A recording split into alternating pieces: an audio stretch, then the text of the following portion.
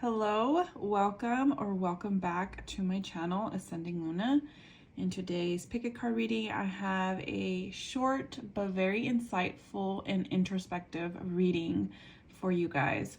This reading is going to be a little heavy, so if you're not feeling up for heavy readings, then I would just click off of this. But this pick a card reading is going to be about what pain are you currently healing from, what lessons can you learn from this, and what what you need right now just to hear when it comes to whatever sort of pain you're feeling.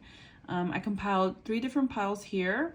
I'm already pre-shuffled the cards, just trying to save some time.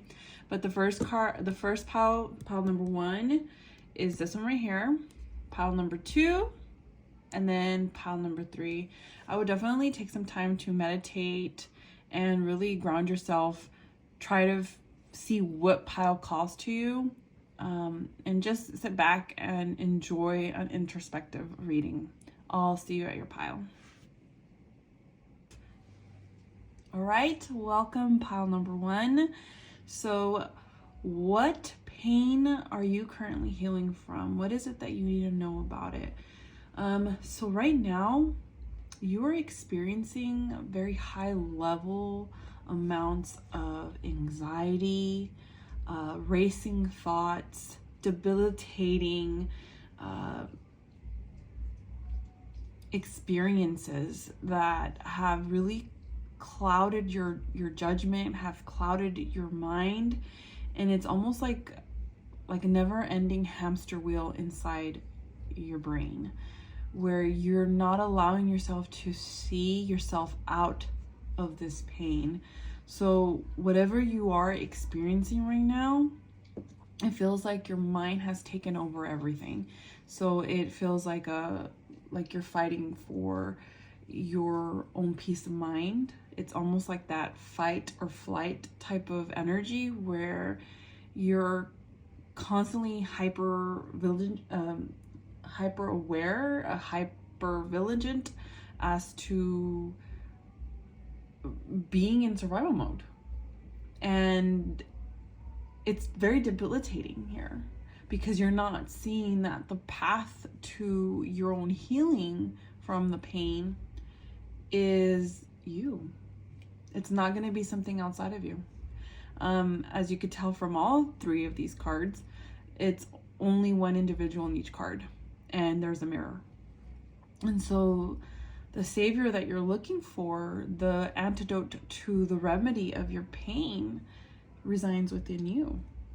And that's what your heart and your soul is yearning from you right now. With this 9 of Pentacles, you are being asked to really ground yourself in an energy of independence. It's possibly that you have experienced life very independently. What I mean is that you probably didn't rely on a lot of people. You probably didn't have a lot of people to help you, especially growing up. And you had to kind of experienced a childhood without any help or assistance from the adults in your life. And so you are very, very self-aware that of this type of energy. You are very knowledgeable of how to be independent, and you're probably exhausted from it. But that's what your heart wants right now. There's this fire still inside of you that is burning, and you and your mind and the voices in your head, the self-critic in your head, is quieting that voice that is asking for help to get up from the floor that you feel has no end. And what I mean by that is that you probably experience a lot of rock bottoms. You've probably experienced a lot of pain in the last year where you You've lost hope, because I also see these 2 stars on the 8 of Swords and the High Priestess, where there is a guiding star within you, but you're kind of choosing not to see them because the High Priestess has her back towards the star, and the 8 of Swords individual has a blindfold and she cannot see the star. But the thing is with the High Priestess here is that the steps that you need to take in order to begin already reside within you. As you could tell, the star is on the head of this, of the High Priestess. And so everything that you need to know about healing, about learning, about thriving from this all resides within you. Because you have that key. You have that knowledge and that experience to overcome it. And it just feels like you're kind of exhausted from saving yourself. But at the end of the day, the person that has kept you safe, the person that has kept you above water, the person who has been there this whole time has been you. Then this pain to me almost feels like it comes from disappointment from relationships, maybe a partnership that you had to break away from. It seems like very like outside of you type of pain. And what your higher self wants you to know, what your guides want you to know, is that you're going to get out of it. But only you can see that when you're ready to see that. And I hope that makes sense. But yeah, that's what I got. I just wanted to make it really short, very sweet and to the point. I hope that this resonates, and I will see you in another reading. Bye. Hello, pile number 2. Welcome to your reading. So this is what you need to know right now about the pain that you're experiencing or currently healing from. So you got the Ace of Pentacles, and the lesson that you need to learn right now, coming from whatever pain you're experiencing, is that you can begin again. It can be it might seem or appear that healing is taking a sweet time with you, because the Pentacle, it's slow moving energy, but it's very grounded energy. And Pentacles, the Ace of Pentacles signifies a tangible new beginning. And so what you can learn is that you can begin again. And it might take root. It's like planting a seed, and it's not going to grow right away. But you can begin again. You can heal from whatever pain you're currently experiencing right now. What your heart really desires right now is that 9 of Wands energy, where you see this individual right here. She is literally defending herself against these individuals in the back. They're trying to trespass her boundaries. And so what your heart needs right now from you is to protect your boundaries. Whatever pain you have experienced, it has been due to individuals or situations that have broken the barriers of your boundaries. And so right now, what your soul and your heart is currently desiring from you is to stand your ground. Don't back down.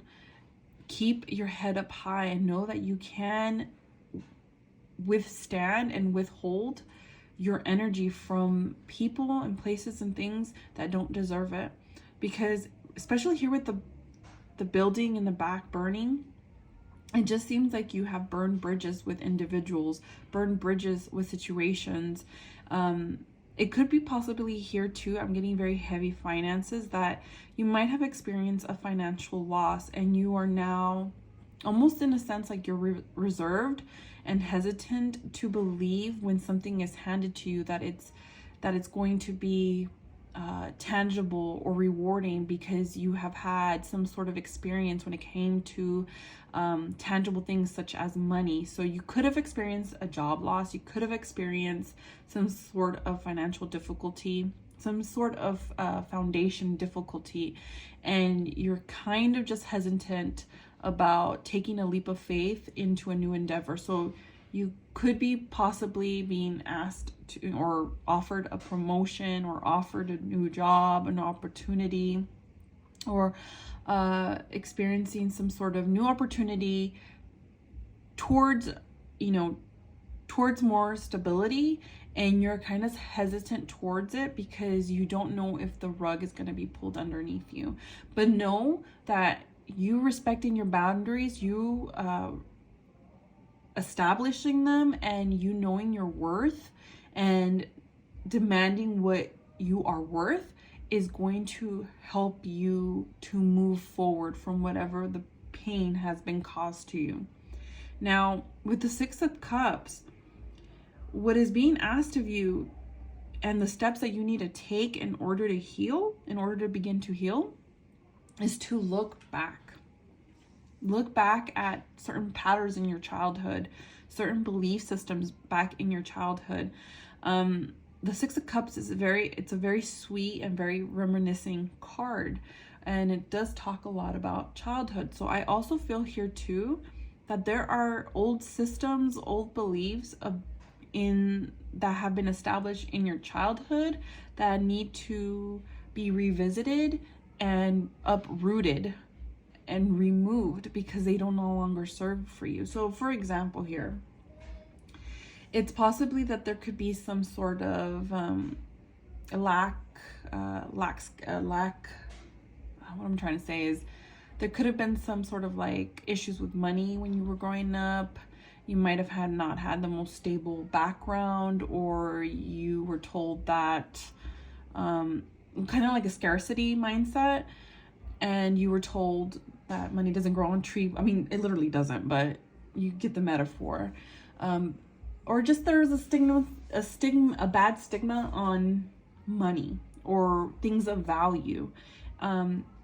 And so what's being asked of you is to revisit those memories, revisit those belief systems, and know that you can begin again and establish new belief systems that will help you move forward from the pain that you're currently experiencing when it comes to self-worth or value. Because once again, the Ace of Pentacles is tangible things, but it's also about value.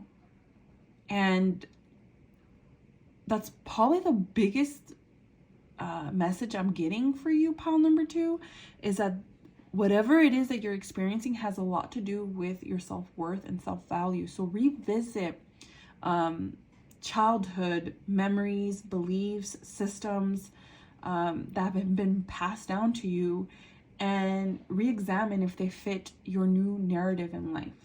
All right, so that's what I got for you, pile number 2, and I will see you in another reading.